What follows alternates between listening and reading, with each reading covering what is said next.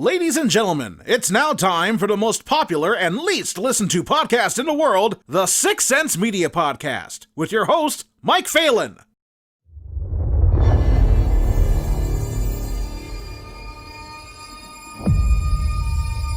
That him? That's him.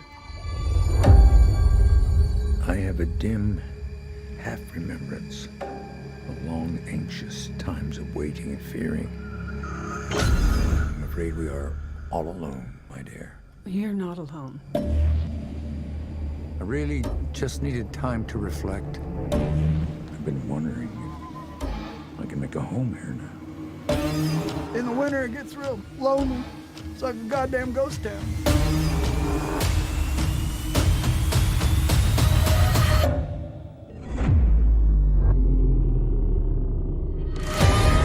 He's changed. I'm not sure he's even human. I'm terrified of death. But I'm even more terrified of being alone.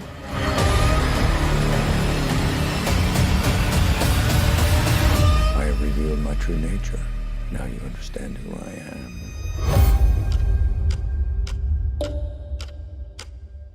Open the door to hell. You have arrived.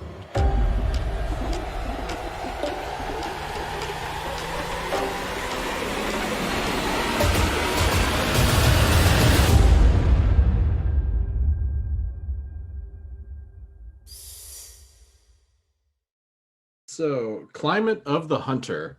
Yeah. How did all this come about? Where did this idea come from?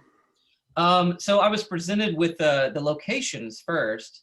I've been making kind of smaller budget movies for a long time. So, when you're doing that, it's kind of more like you get presented with the resources and then you make the movie around the resources. As opposed to writing the script and going head first like that, because when you're working with a super small budget, it makes it a lot more complicated doing that. So with this, it was kind of like, here's a location, and I already knew what actors I wanted to use, what actors I wanted to work with, and so I just wrote the script around the location and the actors. The actors that you did have in mind and you did choose, what was your reasoning for choosing them? What were their strengths that you saw that you wanted to base this idea around? Because they were the best actors in Oklahoma. I guess that's fair enough. I mean, no more mystique than that. So, as far as filming, since you were limited on your locations, how long was that location available for you to film in? Oh, we shot for 2 weeks. And did you shoot the night shoots? Were they night shoots or was it day for night? They were night shoots. Okay. Yeah. Good, because so many people just kind of cop out and do that whole blue filter thing. So. Oh man, that would have. Well, I don't like the way it looks, to do day for night. It never looks right. I don't know why it's even a thing. Because it literally, I've never seen it used well, especially on a low budget movie. However, our night scenes are, a little too dark because we just didn't have the lights and stuff. So, we the style informs the resources in that scenario. Well, I think the way the night shots are done and the amount of darkness that is there, it does more or less hit that 70s low budget horror movie feel, because a lot of them there was a lot of action scenes at night that you couldn't really see. Yeah, same kind of deal. I mean, yeah, it's honestly, obviously we shot it in 4:3. We shot it with the 70s lens. We shot it with all the filters, but I mean, us also making it with the little means that we had made it even more like the equivalent of a late 70s or early 80s horror movie. And how much of that look that you got, that 70s look, was in post-production? How much of it was just based on how you were filming?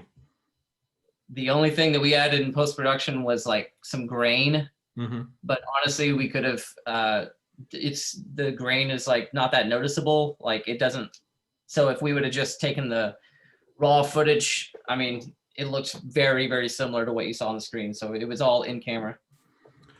And what were some of the inspirations that you took to get that very 70s feel to it? 'Cause, like I could see some stuff in there like Blood Spattered Bride and like Daughters of Darkness kind of influence there, but what influenced you? I mean, all influences are like, you know, I film like intuitively, so I think influences are just like in the subconscious. Like, I'm definitely not saying I don't rip off every scene. I'm ripping off something in every single scene. I don't necessarily know what it is, but you're definitely right on Daughters of Darkness. Would you make another film in this style again, or would you like to do something else? Depends on what the movie is, I guess. I hadn't really planned on it. We shoot a movie next month, and it's black and white and 2:3:5 aspect ratio. So I try to do something different every single time. Could you tell me some more about that upcoming film? It's called Country Gold. It's the premise is George Jones invites Garth Brooks out on the town in Nashville the night before he is to be cryogenically frozen in 1994. So since you're doing these period pieces and doing them on a budget, how do you go about making sure that you don't have modern things showing up in your shot? How much of a pain is that to do? It's a pain. you have to limit what you're shooting. You know what I mean? That's the thing about Climate Hunter. It's like, wow, great 70s space. It's just like they're just in rooms. It wasn't that hard. Mm-hmm. Now, we're in the woods, and then we're in rooms.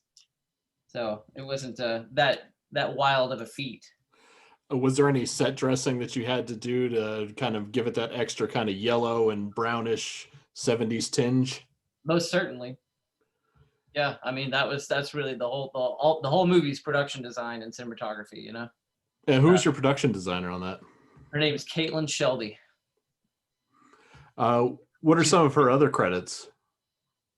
As far as production designer goes, well, she did she was more of an art director on something. You asked that, and I'm not sure, but I think this might have been her first production design job as actual like production designer. And then she did Agnes, which is the movie we shot after this that hasn't came out yet. And then she's doing Country Gold, my newest one. I think I'd have to look at her IMDb because I think she might have had one other production design credit besides this one. But yeah, this was kind of her breakout for sure. Gotcha. So my final question is, what made you want to become a filmmaker? What made me want to become a filmmaker? I don't know. Hold on, production designer. Oh yeah, she had Home with the View of the Monster. That's another one that she did production design on. That was shot here in town. Or no, I guess it was shot in like Tulsa or something, but in Oklahoma regardless.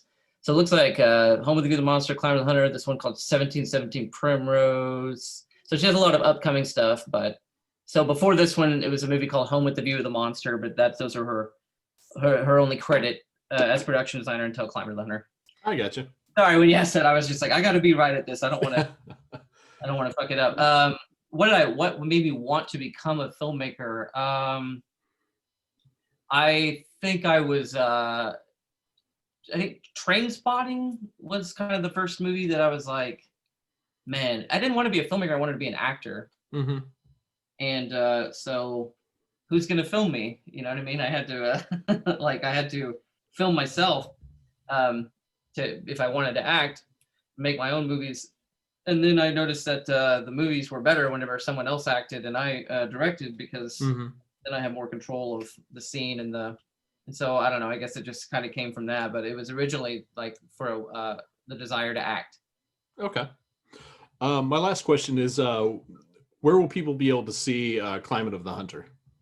where will they be? They can see it right now on Amazon, Vudu, iTunes, Google Play, pretty much all of those outlets. You've been listening to the Sixth Sense Media Podcast. You can find more of our celebrity interviews and roundtable discussions on iTunes, Podbean, and SoundCloud. Be sure to check out our movie, TV, and video game coverage at sixthsense.com and fanbolt.com.